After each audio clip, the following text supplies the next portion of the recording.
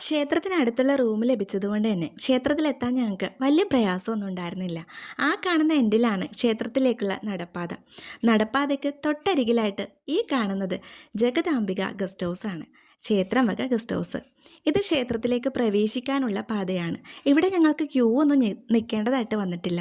എന്നാൽ തിരിച്ചിറങ്ങി വരുമ്പോഴേക്കും ഇവിടെ ഒരു നീണ്ട ക്യൂ തന്നെ ഞങ്ങൾ കണ്ടിട്ടുണ്ടായിരുന്നു.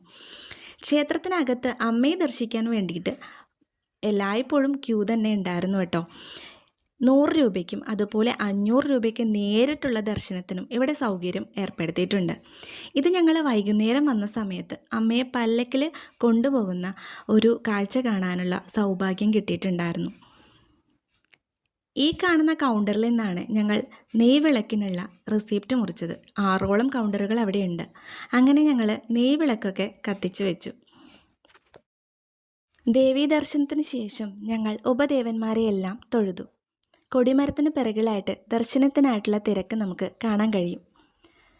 ഇടതുവശത്തായാണ് ഈ സരസ്വതി മണ്ഡപം. സരസ്വതി മണ്ഡപത്തിലിരുന്ന് ഞങ്ങൾ സരസ്വതി മന്ത്രം ഉരുവിട്ടു.